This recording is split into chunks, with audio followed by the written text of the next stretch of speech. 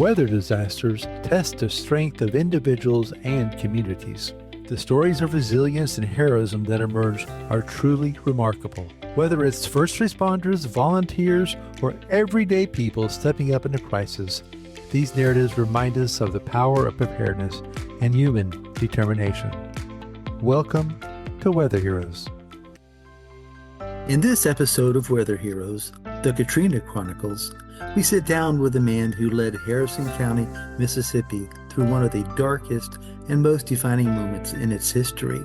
Brigadier General Benjamin J. for Joe Spraggins is a distinguished military and public service leader with more than 34 years in the U.S. Air Force. After his military career, he stepped directly into another mission of service, becoming the Harrison County Emergency Management Director, where he coordinated recovery efforts not only after Hurricane Katrina, but also during the Deepwater Horizon Oil Spill, the Haiti earthquake, and the Nashville flood. In this conversation, General Spraggins reflects on his Katrina experience with honesty and heart. He walks us through the immense challenges of coordinating recovery, shares powerful and emotional stories from the days and months after landfall, and offers invaluable insight into the long-term rebuilding along the Mississippi coast, and what communities can do to prepare for a true worst-case scenario. Welcome to another edition of Weather Heroes. This is part of our ongoing Katrina Chronicles. Today, we're fortunate enough to be joined by Brigadier General Joe Spraggins. General Spraggins led the recovery efforts in Harrison County, Mississippi, and a lot of the Katrina Chronicles are around Mississippi. So with that, General Spraggins, welcome. Well, thank you very much. Glad to be here. I'm very glad to have you, sir. Again, thank you for doing this with me. General Spraggins, if you could give us a little bit about your background and really what led you to be the man in charge of leading those Harrison County efforts for recovery. Well, first off, I was 34 years in the Air Force in the time frame, and I was getting to a point that I was looking at doing something different. During that time, I decided to come out of the active Air Force and go in, the active side of the Guard and Reserve, and go into the reserve side of it. I had been promoted to Brigadier General, so I was waiting and be able to take my position there. So I decided I'd look for another job and see what I could do. So Harrison County emergency management job came up, so I applied for it and was chosen. And we picked August the 29th as my start date. Oh my gosh! Wow, what timing! The same day as Katrina. Wow. Yeah, we picked the day of Katrina, and this was done a month in advance, so it was nothing that we knew about. I laugh about it because I told the Lord that I wanted that challenge in my next job, and then I realized that He gave me one. So I'll be more easy about how I ask that question next time. My goodness! So the first day you start is the day of Katrina. Wow! Did you live in South Mississippi at that point? I did. I lived in Gulfport. I was a resident in Gulfport, and I lived there, and it was very easy. Obviously, the Harrison County EOC is in Gulfport. Right. I know that around Sunday, they were starting to raise the alarm, and people were evacuating, and now you're about to become and take over that role as the EOC commander. What were the thoughts going on through your head at that point? Well, I had really started working on it. We started looking at the Wednesday before. Okay. And even though I had not, been on the position, but I was still going to Harrison County working with them, and I was trying to look at it and see where we're at. And it was really around, I guess, Friday night, Saturday morning is when we realized that things were not going to be very good for Mississippi, and it looked like it was definitely going to hit Mississippi. So we started trying to evacuate people. We started trying to get them out of there on Saturday, and I flew fighter jets in the Air Force and the National Guard and all, and we had a reunion there, and had a bunch of guys and ladies that were in the old 187 fighter wing out of Montgomery, Alabama, that were there. And we were having a big event on that Saturday night. And obviously I couldn't be at the event because I was working at Harrison County trying to help. But I went down and asked every one of them, I said, please, you can get out of here now, go. If you can go, get out of here. And so we started moving people and trying to get them out of South Mississippi as quick as possible. Saturday afternoon, we started moving people and doing a mandatory evacuation. The goal was to get as many people as we could out because we knew it was going to be catastrophic. We knew there was going to be At the time, Katrina was a Category 5. It was coming in at a Category 5 with wind, and we were looking at astronomical winds, and we knew that the storm surge was going to be 20+ feet, and so we knew something bad was going to be there, but we didn't know exactly what it would all amount to. But we were trying to figure out, and everybody based everything in South Mississippi from Camille back in 1969. They looked at Camille and they said, well, I stayed here during Camille and I was all right. I stayed here during Camille and I was okay. We were looking at it and at that point in time to say, okay, this is different. This is not a 10-mile wide eye. Now it's spread as it got closer to Sunday.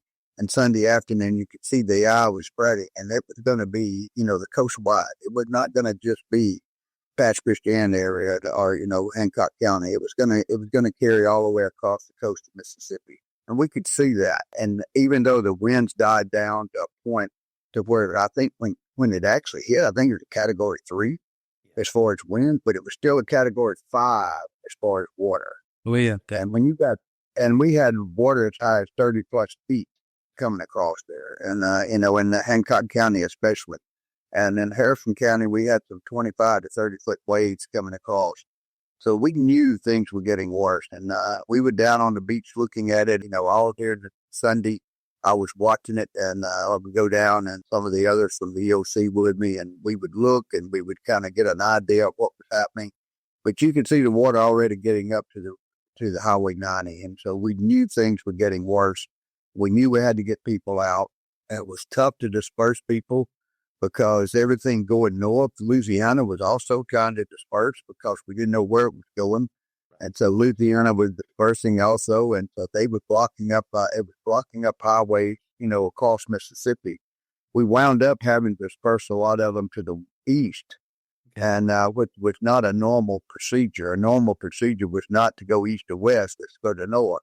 Right. And we had to wind up going over to Mobile and then turning north and doing other things like that to be able to get people out. But luckily, we got a large majority of them out of there. A large majority of the people were able to leave, and we were able to move forward from that point. Hadn't have been, we'd have probably had a lot more loss of life. I think you made a great point about people looking at Camille, using that as the standard, and Katrina has certainly turned that on its head. So as you're getting all these folks to leave, were the challenges pretty big trying to get people to leave, you think, at that point, because of the timing and, like you said, all the traffic? And if it was like other hurricanes that I've heard about that are big like this that are approaching, it might have been a pretty big challenge. It was, and the problem was too that the year before we had the one over in Alabama, and he'd come in, and it had been a big push about it was coming to Mississippi, and they'd asked people to evacuate. And then they wound up, they go into Alabama, which had the one in Florida, which, it was, you get a lot of times where you don't, being able to pick where the actual storm is going to hit is nothing that we have control over. All we can do is use the best available science that we have to be able to look at it through NOAA and other agents and the National Hurricane Service. And so they were looking at it every way they could to find out what was going to happen. Yes, it shifted several different times. I mean, they could have shifted to the east or shifted to the west, and it would have made a difference on what would have happened. But trying to get people to understand that, and trying to get them to understand that this is not going to be just another drill. This is real. We knew on Sunday that it would definitely not. We knew Saturday night it was definitely not. And, there was just not enough room for it to move. We could see that it wasn't going to move, but getting people to understand that was very hard to get them to get together. Even though we'd talked about it 4 or 5 days prior, people just didn't pay a whole lot of attention. Right. And then obviously you have everybody going to the store trying to grab everything they can and trying to, prepare themselves. The people that lived in the beach area was the ones that we were most concerned about, or in the bay areas and the beach areas, because that's obviously where the tidal surge was going to be the highest. And we were more worried about that. There was a lot of worry about tornadoes, spin-off tornadoes going across the coast at any point.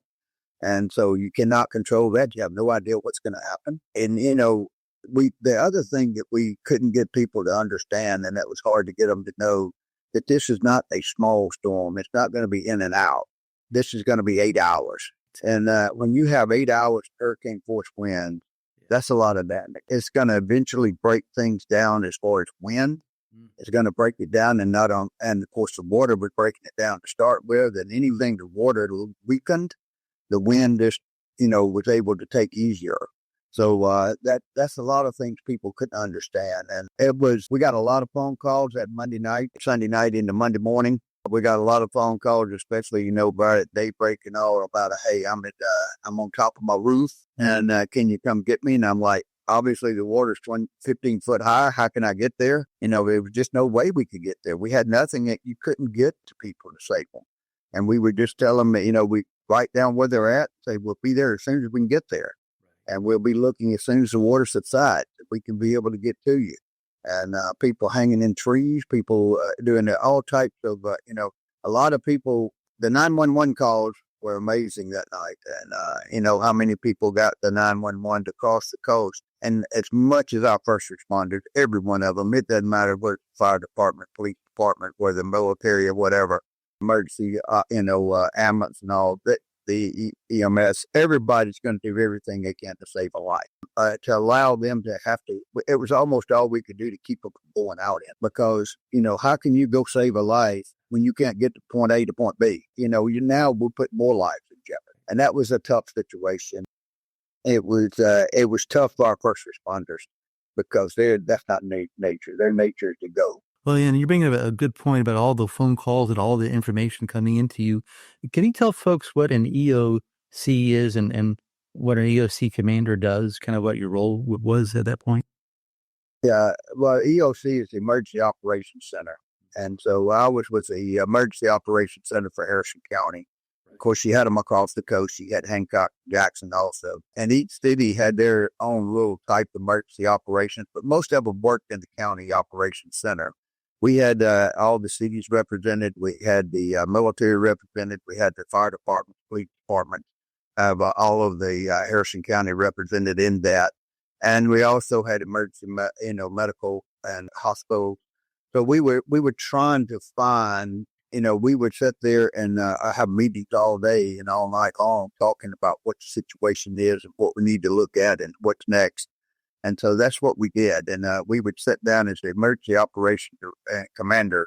My job was to make sure that everybody was informed to the maximum extent possible and give them as much information as we could and let them make the right decisions of what needed to be done. You got to trust your team. And that's what we did. We trusted our team because each and every one of them are experts in what they do. So the idea is turn it over to them and let them know what they need, give them the circumstance, give them the ability to do it and be able to back up and watch them and help them. Great. Yeah. So you gathered all the experts, all the government entities, the responders, all those folks, probably some private company type stuff, like maybe the power company, people like that might have had a few people there. I mean, you've got the whole kit and caboodle there trying to solve these problems. Yeah, we even had MEMA and FEMA, the emergency manager for the state of Mississippi was in there with us. And we even had a FEMA representative in there with us. They would be right there helping us. And so, in the first 72 hours of a storm, you pretty much are supposed to take care of yourself. Yes. And you're supposed to be able to get your own resources out and do what needs to be done. And then FEMA and all will come in after that and help. They can't just automatically send stuff everywhere because they don't know exactly where the storm's going. They pre-locate stuff as close as possible as they can, and then they get ready for us. And so we were lucky to have a FEMA representative sitting there with us, and we could talk to him, and we called him FEMA Mike. That was his name. And but we sat there and talked to him on a regular basis on what we could do and what we couldn't do, and what FEMA could help us with. Okay. We had MEMA, which was the state emergency management, sitting there, and they were doing the exact same thing. And so through that, we had the governor. We could get in touch with the governor at any point we needed to. We could get in touch with the adjutant general of the state of Mississippi to be able to find out what assets was available and what was to be coming. Everything was there. The power company, the telephone companies, everything from, if you name it, if it was anything to do with any response or any point, we had some contact we could look at. That's a great type of operation, especially in these terrible, terrible disasters. So needed. What were some of your more concerning type of calls, that you might have received? Concerning emergencies, could have been all sorts of things. Yeah, obviously all of them are very concerning to us because these are people in disaster and a need.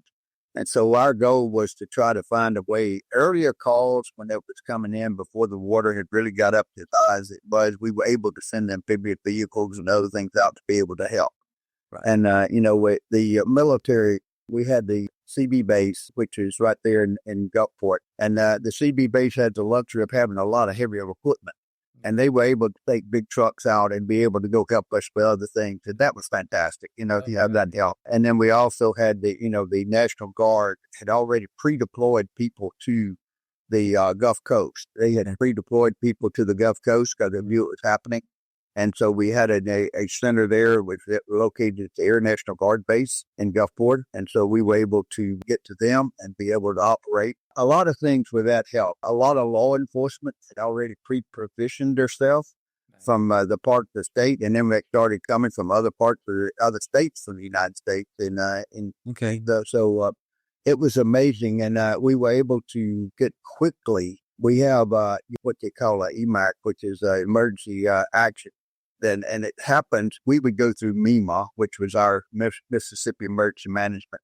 And then they would go through FEMA and they would go out and pick other states and be able to bring assets to us as quick as possible. And that was fantastic. That was great to have that because we were able to get law enforcement, fire department, rescue, other things that were coming.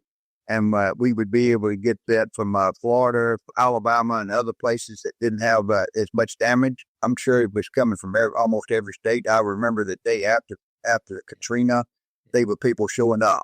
And they were showing up at the EOC, of what they could do and what they would be able to do.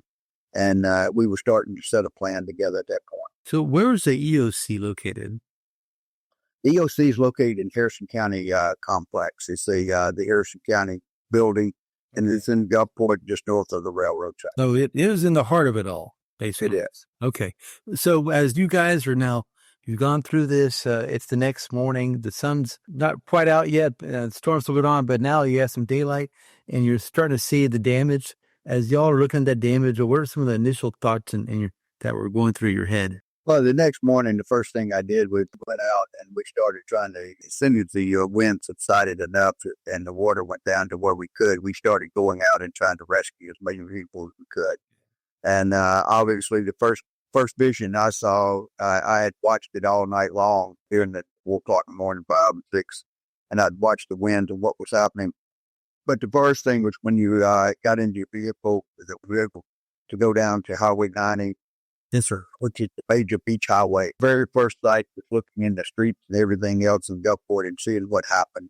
And seeing that the casinos at that time were all on the water and they were all barge-type casinos of some type. To see the ones that are sitting on Highway 90 or north of Highway 90 that had floated all the way across and everything is torn up. And them starting to go down the highway to try to get to anywhere we could to get to people. And the highway itself was, destroyed. And so you could only go so far, and then you'd have to try to find another way. It was not something that you could put in your mind ahead of time. You had to adjust to it when you saw it. It was the most unreal sight that I'd ever seen.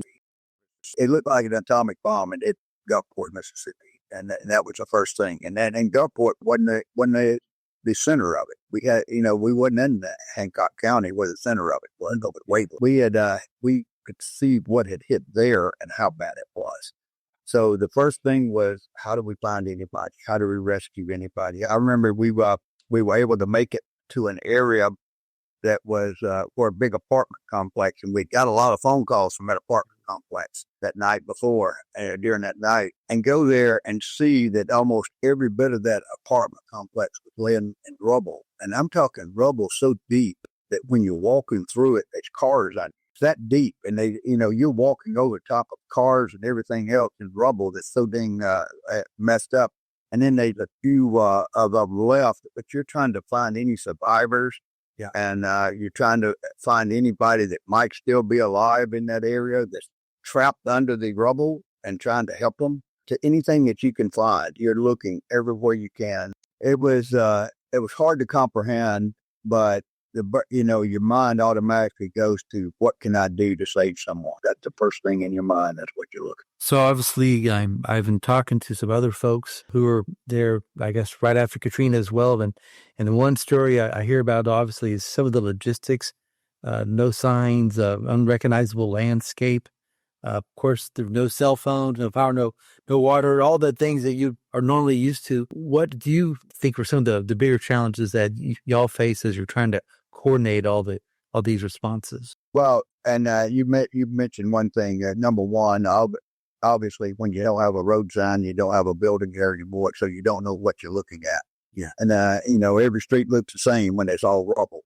The Highway 90, basically, majority of the buildings were setting up the railroad.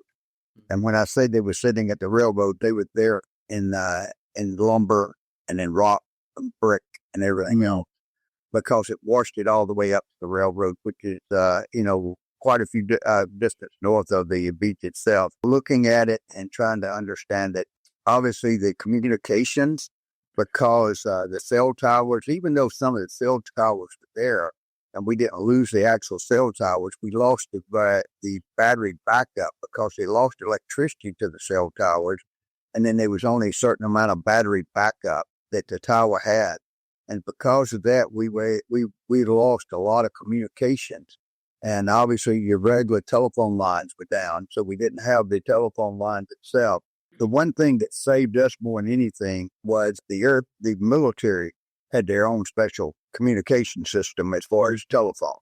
And we were able to use it. And I could go to the military base, at the guard base out there or CB base or wherever, and I could get on a phone and we could pick up the phone and be able to call to Jackson, which I couldn't even call Jackson from from South Mississippi.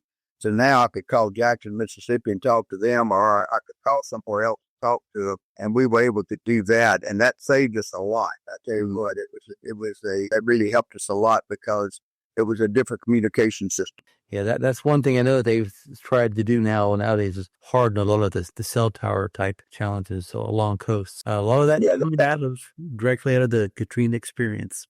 Yeah, and the ham radio operators, they were fantastic. Oh, okay. Look at there. We had them in the EOC too, and they were able to communicate. Okay. They were still communicating because the EOC had power. Right. You get, power out to other places, and they could communicate to other places across the state, and be able to help us. That was fantastic. But yes, we did do, obviously the biggest thing that came after that, after we got from the rescue and emergency part of it, was recovery. When you go into that, I think we can talk about it a little bit later, but recovery was an entirely different ball game. And you go to recovery, but you also go to preparedness. And how do you prepare for future? Right. What are you going to do different? Oh, yeah. What are you going to do the next time? Definitely. You've got a big question there. Yeah, that's for sure.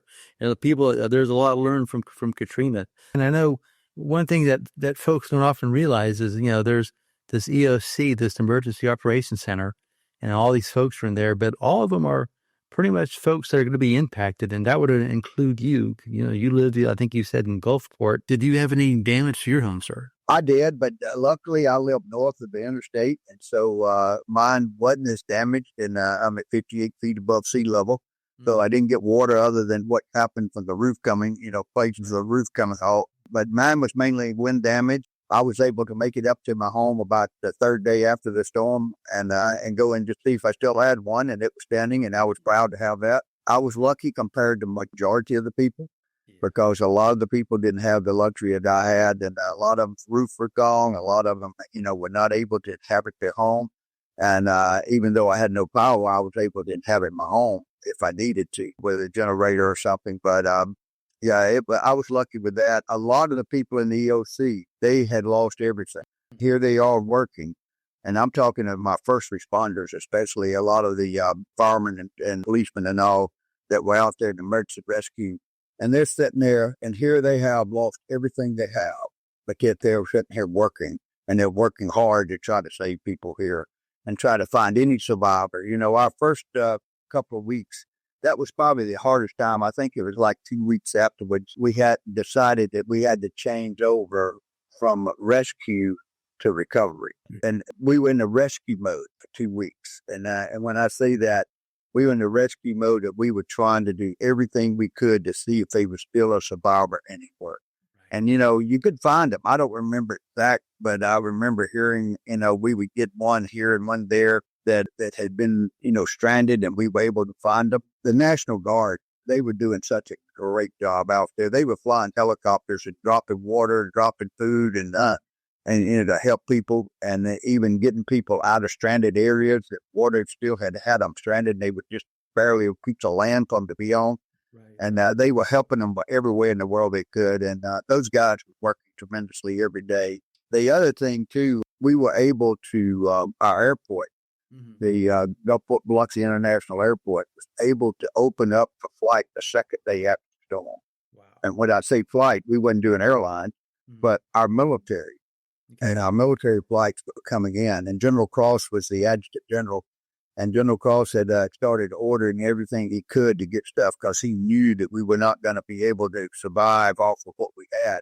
Right. And so he was bringing in millions of MREs, which is, packaged food. Right. He was bringing water into the Gulf Coast and even ice, I think he was bringing in, and flying C-17s in there. And I think it was 2 days after the storm, the first one landed. Wow. And, and that was the other good thing about it. What helped me so much was because my ties with the community and with the military. Mm-hmm. And I knew who to go to. I knew how to talk to, who to talk with the military. So that made it a whole lot easier for me because I could pick up the phone or go and get on the government phone and get in touch with somebody. And we had handheld radios, and the radios were we were using one from Mississippi Power at the time. Sure. And they were just a handheld radio, but you could be able to communicate with that. And as long as you could keep them charged up, you communicate for several miles, along the coast there and be able to talk to each other. And most all of our first responders had one. Those radios have become lifesavers in many of these disaster scenarios. You're talking about the rescue mode, and obviously rescues where you guys think that people are still alive or they had reported themselves to be in danger at some point, and y'all were going out to try to find them and rescue them. And that also kind of brings back to what you told folks, well, you need to evacuate, that they don't realize that they don't evacuate. You may not be able to get to them immediately as well if there is that problem. So talk to me, if you would, sir, about the rescue part, and then if you wouldn't mind, maybe then going into the recovery part and what your thoughts are with that. Yeah, the rescue part, like I said, we had people coming. Obviously, we had a lot of firemen, a lot of policemen, a lot of emergency rescue people from all over the world. We had people showing up from Austria, and they were coming from all over the world to help us. They were coming in, and these were people that were trained to do this. That was what their job was. And we would have a meeting, and the first thing every morning we would start out and at the EOC, and the idea was we knew that these areas, and they would go and look, and what they would do is if there was any building, a house, or anything else that was still standing to any points, they would go into those buildings and they would look and see if there was anyone still alive in there, or if there was someone that had perished was in there. Then they would mark it a different way. That gave us the ability to be able to go and recover the body if there was someone there. They would go put markings on the building so they knew exactly where they had been and what was there. And then some of them we would go back and check day after day after day because we had to, it was a different circumstance and what we were doing. So what we did was these people would go out every day. They would come back and would give us reports. We'd see where we need to go, and then we'd go back out, and then we'd come back and see where we needed to go. It was a 24-hour operation. We wasn't shutting down at 5 o'clock in the afternoon. We were still wide open, and then we were going, and people were going at night, and we had different shifts that was working. It was a day and night shifts that were working. They was usually working 12-hour plus shifts, some overlap in it. So they were working to try to make sure, and we would come back and have a situation report, and then we'd do our annual reports every morning, and we'd sit down and go through each one of our different areas.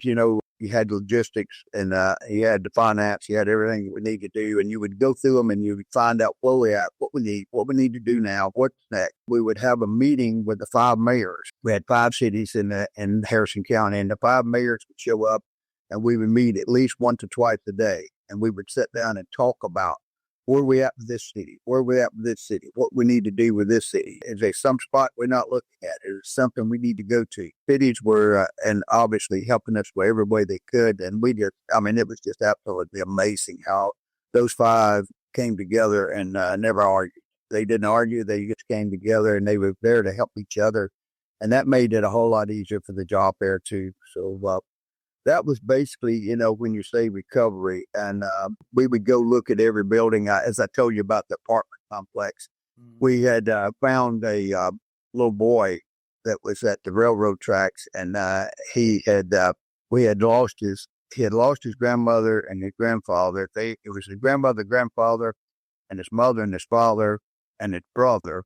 They were all in that complex together, and they talked about how, and he had told the story about how they moved from the first floor to the second floor and then tried to move up, and then the water came, and then obviously they were swimming at that point because their complex went under, and it went under, and when they went there, they were swimming. We had found the father. He had been deceased, and then we found the grandmother and the grandfather, and they were deceased. And he was talking about his mother and his brother, and he said that the last he saw, his mother was trying to save his brother. But we couldn't find him. And so I told him, I said, whatever we do, we're not going to quit looking. And so we went all over that complex all the time with dogs and everything else, cadaver dogs, trying to do anything we could to try to see if we could find them. And it was several weeks after the storm that we found them in a hospital in Mobile. Oh, okay. Nice. That was a blessing. That was just a blessing. Yes, that is a blessing. It was hot. There's a lot of inspirational stories like that you hear from Katrina, actually. Thank you for sharing that. That's a great story. Yeah. So as you're in these recovery efforts, what do you think were some of the bigger challenges to get out to places or to fulfill your duties as you're trying to recover some of these areas? Yeah, one of the things that we did, we immediately realized that accessibility to most everything by road was going to be very limited. Okay. So we had to have the capability to do it. The second day after the storm, I got in a helicopter with the National Guard and flew the coast. And I just wanted to see what was going on. And that gave me an assessment of telling me what it was. And when you look down at the railroad track, that's basically where it was all at, especially in Harrison County, because it runs across it, and it looked like a bunch of matchsticks down there, but that was 2x4s and 2x6s, and lay it there. That's how many of them there were, and it was just stacked up. So, and we had the stuff from the harbor that had come across from the port. All the barges and everything were across Highway 90, and they had went in and torn up homes and buildings and everything else, but you couldn't do anything about that. We had chicken everywhere, scattered all over the whole beach area, especially from Gulfport all the way to Long Beach, and scattered everywhere. And they were starting to deteriorate now, and it wasn't a very good smell, I can tell you that. But then we started trying to find out what could we do. And so one of the first things that we did is we realized that everything south of a railroad was pretty much disaster.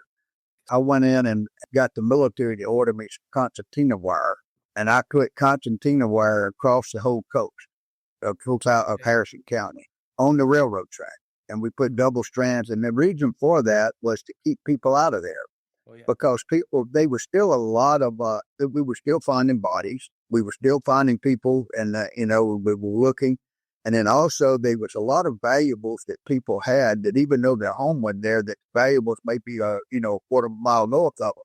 But at least they could go look for them and look for different things. And so it was a lot of people that, in this time, they want to come and pilfer stuff. And we didn't want them in there. And so our idea was to keep them out. And here's the best way we could. And we did. We kept majority of them out. We set up checkpoints where you had to come in certain areas and mainly, major roads. And that's the only way you could get in and get out of south of the railroad tracks. And then we had the concertina wire across it. That worked out very good. That helped us start being able to get it. Because we still had gas leaks. We had other things that were going on. Yes. And it was just unsafe. And so we had to find ways to be able to keep the area safe and keep the people that had anything in that area, give them some form of knowing that whatever valuables they could find, that it was still going to be there for them to be able to do that. And then we would let people in according to if you live there and you had proof of that, then that's how you were able to get down and be able to look at your property and see what you needed to do. That was a big issue. Another issue was communications. We had people coming from North Mississippi, all the way from the Tennessee line, and then other states that were coming out of Florida and Alabama and other places to help us. And the one thing that we were all on different radio frequencies. And so we couldn't talk. Our police department, when they would show up, their radios in their cars was on a different type of frequency than our radios than we had. And so one of the things was to try to find a common radio that we could, put back together. Okay. And so we did. And we went to the Mishwin system in the state of Mississippi, which now most of the people in the state of Mississippi own that, all the emergency operations and everything are on it. And so now whenever you bring your radio or your handheld or your car radio or whatever you're using for first responders, then they can be able to cross-reference into and be able to use that. That was a big thing. Looking at the cell towers and what we needed to do and how do we get more capability and what can we do for backup and put generators there and put, fuel systems and have a program. We had to have a program for fuel. That was another thing. Even in the rescue part of it, we came very close to losing a lot of people. It was trying to find fuel and be able to get fuel to like a hospital and other places to be able to keep them operating. And I remember we had a gentleman named Mike Matthews who I thanked the world of. And that man came into me 2 days after the storm and he said, I don't know what I can do, but I said, well, what do you have, Mike? He said, I still have two trucks left. He owned a fuel distribution point in Gulfport, but it was wiped out. But he said, I still got 2 trucks and I know a guy in Mobile and I can run them trucks twice a day to Mobile and back and bring you fuel. And I said, go for it. Mm-hmm. And if it hadn't have been for him, the Memorial Hospital, which was a major hospital on the coast there in Harrison County, would have run out of fuel. They were in 30 minutes of running out of fuel when he was able to get fuel to them to be able to keep that emergency part of that hospital operational. And there was quite a few people that couldn't be moved and have room to go. And so things like that, you just had to go back. Every day was just something new. It was, something hit you up new, and then trying to figure out, too, you had to put distribution points out. So we had to go find distribution points, and where do we want to put them? FEMA was bringing in water and ice, but we needed food, and we needed other things set up. So we started doing distribution points all the way across Harrison County. John McAdams, who was a chancellor clerk, he jumped in and started helping me and do that. And they were basically setting up distribution points all over the coast. What we would do is the people from all over the world, especially in America, were just so generous. They were sending stuff by the tractor trailer load. It was coming in. That was another point. How do we manage this? How can we manage to be able to take all the food and all the clothing and all the other things that are coming in and be able to put them in a point and distribute them out to the community in the right way? And so that's what we started doing. We started setting up distribution points all over the coast, and we had points of contact where to bring the stuff, and then they would distribute it from that point to these points. I tell you, it even got to the point, we had so many volunteers. We had so many of them that went out, and they would sit there, and they would build. A lot of people, especially south of the railroad, when I say lost everything, they had the clothes out on their back. They didn't have anything else. Well, people all over America were sending clothing down and everything else. Well, we got some of the people running those distribution points would go out and set up and even try to make that some sense of having it sized out and laid out so that you could come walking through there and be able to get you a shirt and a pair of pants or something or whatever you needed to wear. And people were so generous, and that the one you would go through there, and that's like the ice and the water and everything. People didn't just come up and grab everything they could get. They was like, tell me this is what I need. Can you give me this amount? They were so generous about everything. And then we had all the people in the shelters. We had numerous shelters, and they went schools, most of them. A lot of them went school systems. So we had to find a way how do we get these people in housing? What kind of housing can we do? So we worked with FEMA to come up with trailers, and they were bringing in the FEMA trailers. That was first. And then after that, FEMA cottages started coming in.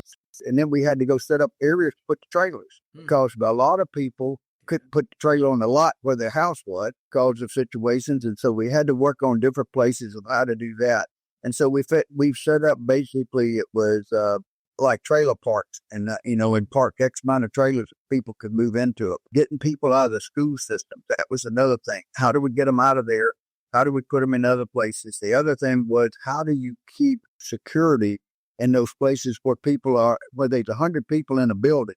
Mm-hmm. How do you keep it safe? How do you keep it safe from anybody coming in causing problems? And how do we do that? We had people that was helping us, and Red Cross and others was working with us to be able to do that.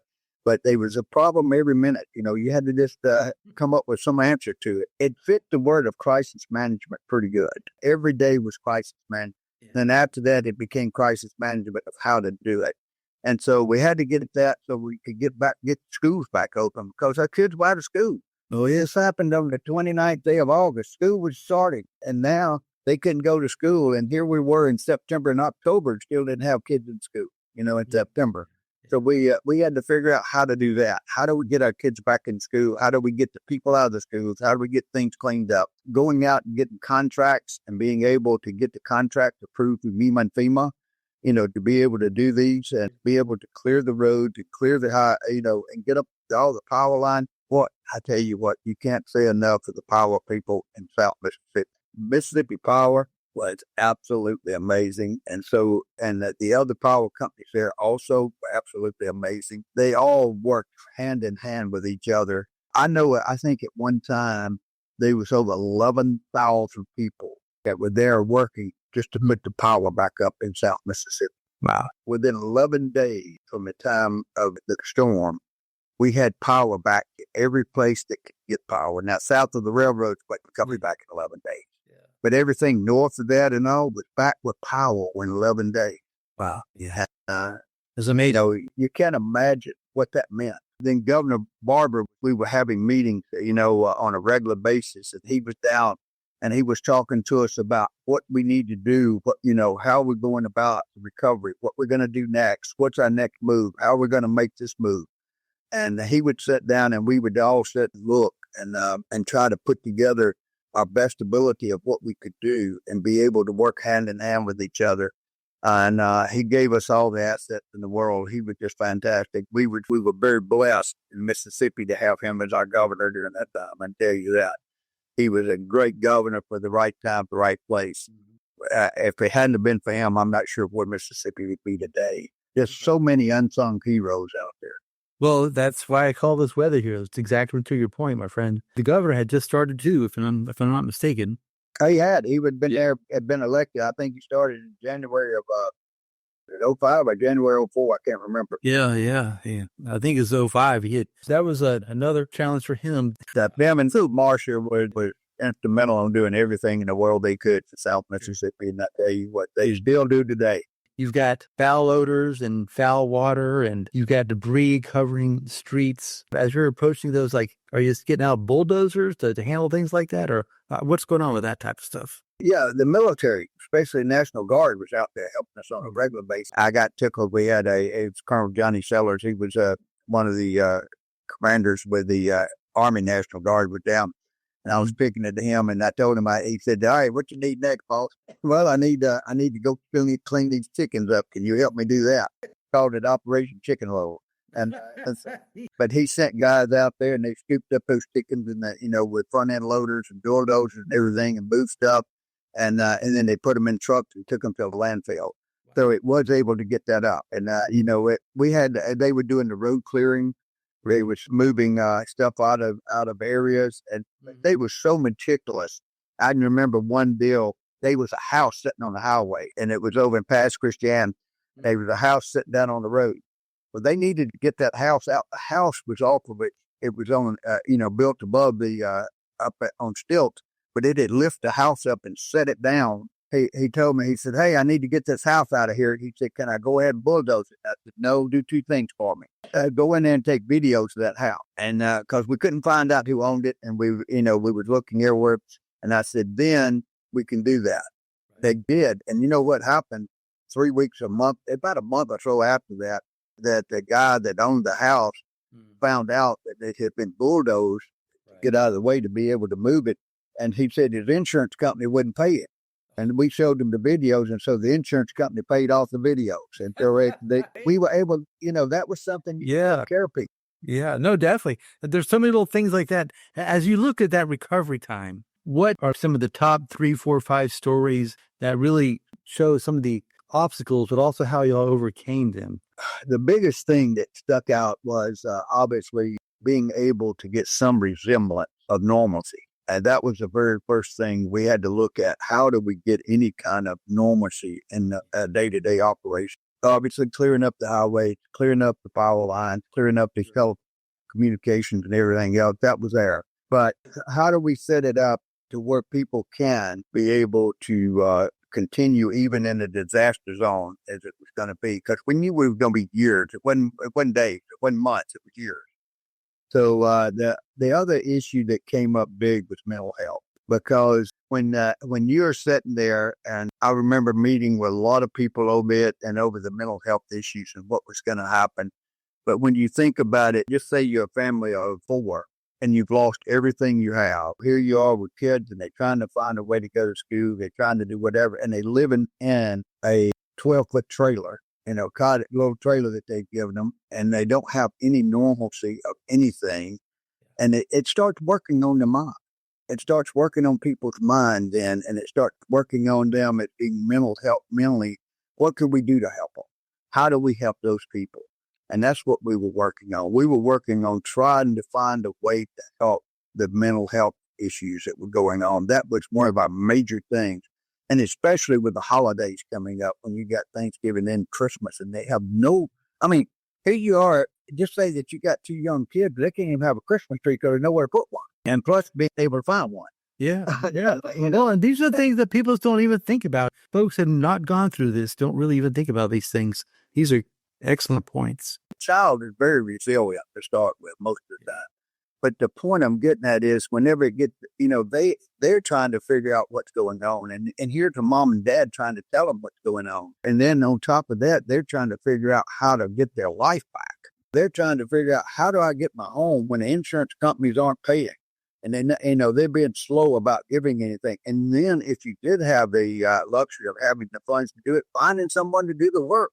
Because everybody's saturated now, and you don't have enough people to be able to build, and then getting the materials to do what you need and being able to build and find the people to do it. Those are, if you did have a structure left and trying to get it rebuilt where you could live in, it was very hard to find people. If you wanted someone to put sheetrock in your house, you're talking a month in advance. You had to go get them. Oh, yeah. And all these things with that book. Yeah, well, and all these things, they all hinder putting community back to normal, to your point earlier as well. Yeah. And we lived off of blue tarts. I won't never forget the sight of blue tarts, because God love them. I mean, thank goodness there was such a thing, and people were bringing them from all over the world to us. That was the only way to keep the rain out of it. And good Lord didn't let it rain on us for a couple of weeks. So he gave us a little bit of time to get something built up. He did help us, and he helped us get to where we needed to be. That the mental health issue, and then the issue of insurance and how people could be able to get their belongings. The question whether the insurance, was it water or was it wind? Yeah. Well, it was both. At the time, they categorized storms by wind only. And I remember working with Max Mayfield at the National Hurricane Service and how we needed to change that. And luckily they did now. And now they categorize as both wind and water. They have both categories in it. Because we were category 5 in water, but category 3 in wind. It's hard to get people to understand that. The flood zones and everything else, people's houses were totally wiped out with flood water that had never had any water in that house at all in their life. Right. So things were different, and getting the federal government to understand that, and getting the insurance companies there to be able to do it, then trying to find ways to get things back operational where people could buy food, be able to get something there. Oh, yeah. Being able to keep that operational, and being able to keep something operational where you could get your baby supplies was a big thing. They were sending me everything in the world you think of, but I got very few baby formulas and diapers. And so we were trying to find ways to be able to get that and get it in and bring it to the people, because you couldn't go buy it. It was probably the most challenging time in my life that I've ever been through. But they were so many wonderful people that were there and doing everything in the world. It didn't matter who they were. As we say, everybody was equal right then because nobody had anything. And everybody was equal. It didn't matter how much money you had in the bank because you couldn't buy anything anyway. So it didn't make any difference. Everybody was pretty much equal and everybody just helped and they just wanted to be a part of it. Everybody wanted to do everything they could to help. That's what they wanted to do. And they didn't care. It wasn't all about them. It was everybody. They wanted to help a person over here they'd never seen in their life. And they were coming. The North Carolina, the group out of there came down here, and the North Baptist group out of North Carolina. Is that Smyrna's first?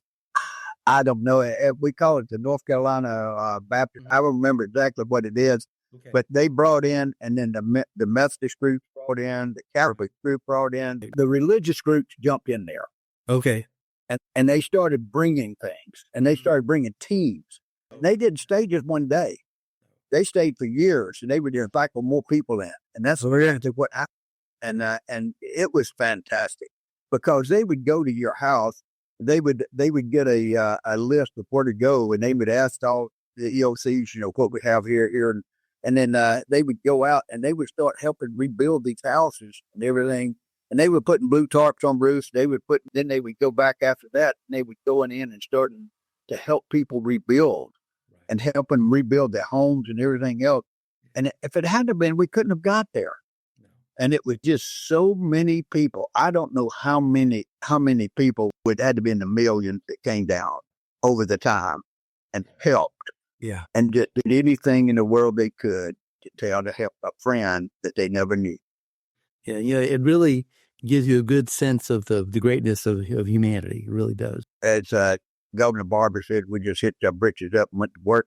Mm-hmm. That was one of his statements. And but America will show you who they are at a time of disaster. How long did y'all keep the EOC open? Oh, it was open continuous. I mean, it's open 24. It was open 24/7. I guess for 6-8 months. Yeah, about 6 months, and then after that, it was to a point that we were still there every day, and we were operational, and it operates every day. It's a continuous operation. In Katrina mode, I'm going to call it, for at least 8 months or so, I would think, like you said. Oh, yes, at least, and not more. It was probably more than that because it was over a year. We were still meeting with FEMA and everybody else, and now we wasn't 24/7. A year, but for the first 6 months or so, it was pretty much there. If you were to talk to the person that had the plan for the next Katrina, what advice would you give them? Well, we've seen a tremendous amount of progress. I can tell you that. I don't know how we got those 2 bridges built on the east and the west of Harrison County. We're talking mile plus long, 2-mile bridges, and they got built back in 2 years. And they were totally devastated. And so, those type of things, and that was done because we had some great leaders in Washington, D.C. with Senator Lott and Senator Cochran that was there. And then we had Congressman Taylor, Gene Taylor, that was just fantastic. And they were there to help us, and along with our governor. And what we did is we found out we had to build better. We had to build smarter.